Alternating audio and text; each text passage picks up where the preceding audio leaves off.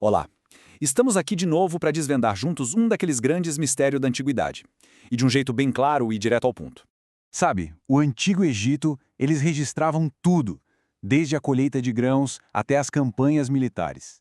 Então fica a pergunta, por que os registros deles são completamente silenciosos sobre a sua história mais famosa, o Êxodo? É um enigma que intriga todo mundo há séculos. Uma história que a gente conhece bem, mas que parece que simplesmente sumiu dos registros de quem, em teoria, a viveu. Então, para a gente entender melhor esse mistério, vamos dividir nossa investigação em 5 partes. Vamos olhar o papiro silencioso, a diferença entre evidência e interpretação, a conexão com os Ixos, os faraós que poderiam estar envolvidos e, por fim, uma teoria bem diferente de Freud. Vamos começar pelo problema principal. A gente está falando do papiro silencioso. E o que é isso? Bom, é o cerne da questão, a falta, a completa e, olha, desconcertante falta de evidência arqueológica direta. Nada que comprove um grupo enorme de israelitas vivendo lá e, mais importante ainda, escapando. É isso mesmo. Apesar de tudo que já foi descoberto no Egito, não existe uma inscrição, um documento, um artefato egípcio que fale de José, de Moisés, das pragas ou de uma fuga em massa de escravos israelitas. Pensa só, uma das civilizações mais meticulosas da história, com uma lacuna gigantesca bem no meio da sua história mais contada. Então, com esse silêncio todo dos papiros e das pedras, o que acontece? Os pesquisadores se dividiram basicamente em 2 times, com 2 visões bem diferentes sobre o que essa falta de provas significa. E essas visões são o seguinte: de um lado tem a visão cética. Para eles é simples, a ausência de evidência é evidência de ausência. Ou seja, se não tem prova, não aconteceu. A história do Êxodo seria um mito de fundação. Do outro lado, tem a visão interpretativa. Essa galera acredita que, ok, a prova direta não existe, mas que dá para encontrar pistas indiretas se a gente souber onde procurar na história egípcia. Beleza, então vamos mergulhar na primeira grande teoria. A gente vai chamar de arquivo de caso 1, a conexão com os Ixos. A ideia aqui é que tudo aconteceu durante o governo de um povo estrangeiro, os Ixos, que também eram semitas, como os israelitas. A teoria é que as histórias de José e Moisés se encaixam nesse período dos Ixos, lá pelos séculos 17 e 16 a.C. Por quê? Porque, segundo quem defende essa ideia, ter governantes que não eram egípcios raiz no poder ajuda a explicar várias coisas que parecem estranhas na história da Bíblia. Olha só as pistas que apoiam a história de José nesse período. Primeiro, os Ixos, sendo estrangeiros, teriam muito mais chance de colocar um outro estrangeiro, como José, num cargo de poder. Faz sentido, né? Segundo, os Ixos eram um povo nômade, não manjavam muito de agricultura. Então, para lidar com uma crise de fome, eles precisariam de um especialista, alguém como José. E tem mais, foi encontrada uma inscrição com o nome Jacob Har, que alguns acham que pode ser uma referência a Jacó. E aí, a coisa parece que vai engrenar de vez. Porque existe uma inscrição em pedra, a chamada Estela da Fome, que descreve uma seca terrível que durou 7 anos, exatamente como na Bíblia. Parece a prova perfeita. Só que tem um problema de 1000 anos, para ser exato. Essa Estela da Fome é do reinado do rei Djoser, que viveu cerca de 1000 anos antes dos Ixos. Então, por mais que seja uma coincidência incrível, a maioria dos historiadores acha que é só isso mesmo, uma coincidência e não uma prova.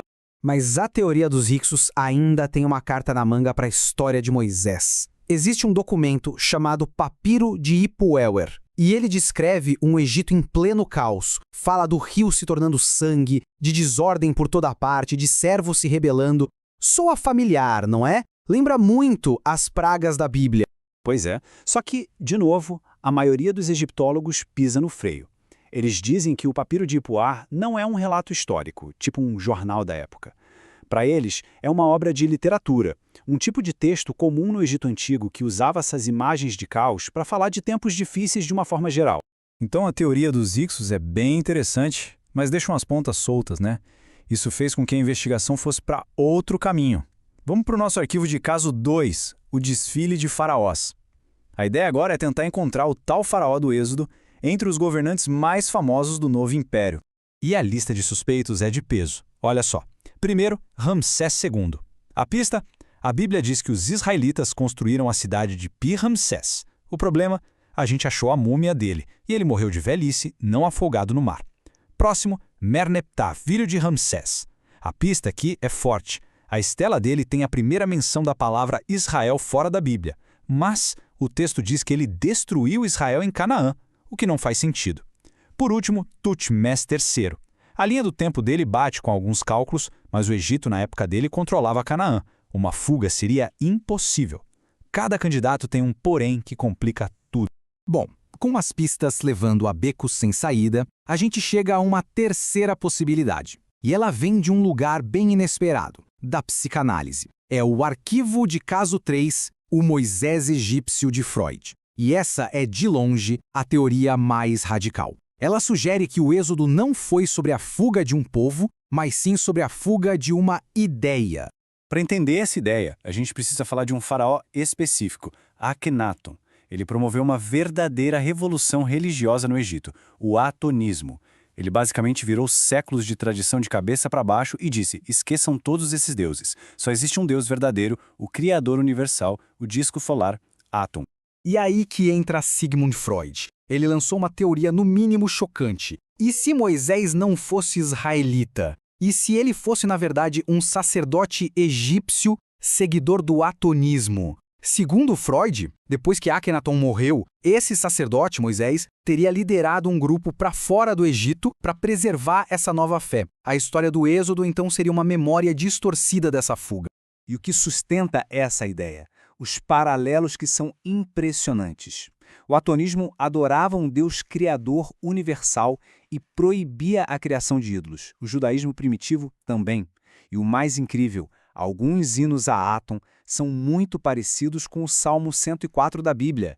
É uma semelhança que dá o que pensar. Então, qual é o veredito? Depois de olhar todas as pistas, o caso continua aberto.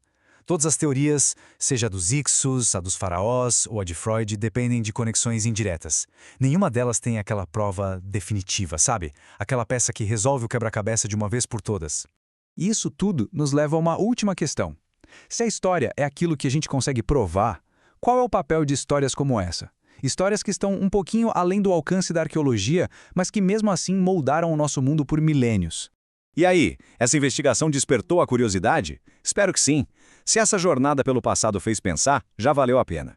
E se curtiu o conteúdo, já sabe, né? Segue a gente para não perder as próximas investigações, deixa aquela curtida, comenta aí embaixo com o que achou e compartilha para continuar essa conversa. Muito obrigado pela companhia e até a próxima!